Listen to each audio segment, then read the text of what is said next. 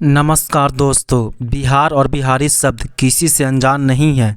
पर भारत में बिहार को जिस नज़रों से देखा जाता है वो अच्छी बात नहीं है। बिहार और बिहार के मज़दूर के लिए दूसरे राज्यों में हालात ऐसा पैदा कर दिया गया है कि भारत में ही कुछ स्थानों पर बिहार के लोग खुद को बिहारी कहने से डरते हैं और आज भी महाराष्ट्र और तमिलनाडु के लोग बिहारी शब्द को गाली के तौर पर प्रयोग करते हैं और बिहार के वासियों के साथ मारपीट के अलावे बहुत गंदा व्यवहार करते हैं। पर उन्हें अब सबक लेने की ज़रूरत है।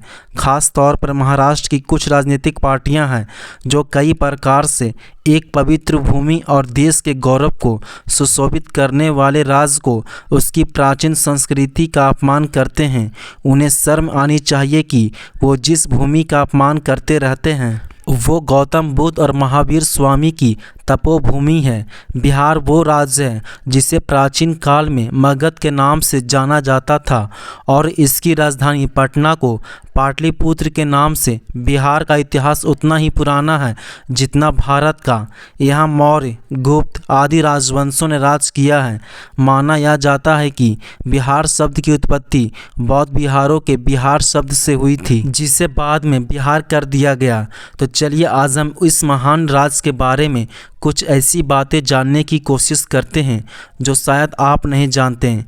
बिहार भारत की प्राचीन सभ्यताओं का समृद्ध केंद्र है। यह राज्य चंद्रगुप्त मौर्य एवं सम्राट अशोक से संबंधित रहा है। सम्राट अशोक के समय मगध में 19,000 बौद्ध विहार थे। इसी वजह से इसे बिहार कहा जाता है। यहाँ भगवान महावीर और बौद्ध से संबंधित कई स्थल हैं।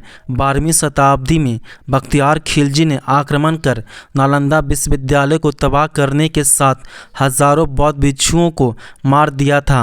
सिखों के 10वें और अंतिम गुरु गोविंद सिंह जी का जन्म बिहार की राजधानी पटना में हुआ था। जैन धर्म के 24वें तीर्थंकर वर्धमान महावीर का जन्म वैशाली जिले के कुंडलवन ग्राम में हुआ था।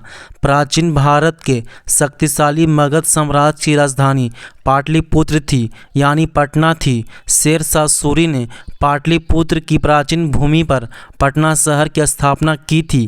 बंगाल के विभाजन के फलस्वरूप बिहार नाम का राज्य अस्तित्व में आया।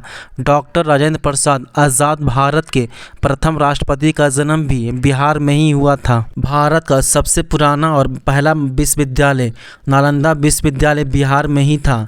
प्राचीन समय में बिहार को शिक्षा का केंद्र भी माना जाता है। प्राचीन समय में बिहार को शिक्षा का केंद्र भी मानते थे। विक्रमशिला और उदंतपुरी विश्वविद्यालय भी मुख्य शिक्षा के केंद्र थे। हिंदू और बौद्ध धर्म मानने वालों के लिए गया और बोधगया सबसे प्रमुख दार्शनिक स्थल हैं।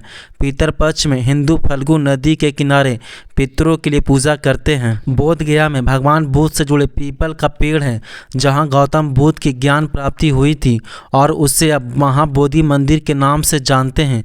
आपको यहाँ पर तिब्बती मंदिर, जापानी मंदिर, थाई मंदिर और भगवान बुद्ध के 80 फुट विशाल मूर्ति आदि मिलेंगे। बिहार में भोजपुरी, मैथिली, मगही और हिंदी आदि भाषाएं बोली जाती है। गंगा नदी बिहार राज्य के लगभग बीचों बीच से बहती है। शहनाई वाद्य यंत्र की लोकप्रियता बढ़ाने में बिस्मिल्लाह खां का नाम सर्वोपरि है और उनका जन्म भी बिहार में ही हुआ था।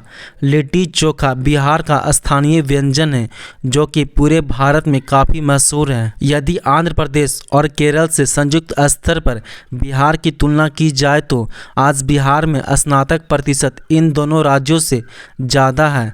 आज बिहार में केरल, तमिलनाडु, आंध्र प्रदेश और गुजरात से अधिक संख्या में IAS IPS निकलते हैं। बिहार का विकास दर आज 14.50% है, जो सभी राज्यों में सबसे अधिक है।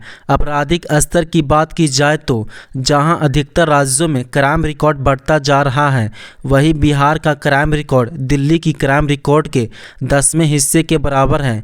बिहार वह राज्य है जिसने आज़ादी के समय भारत छोड़ो आंदोलन में महत्वपूर्ण भूमिका निभाई थी।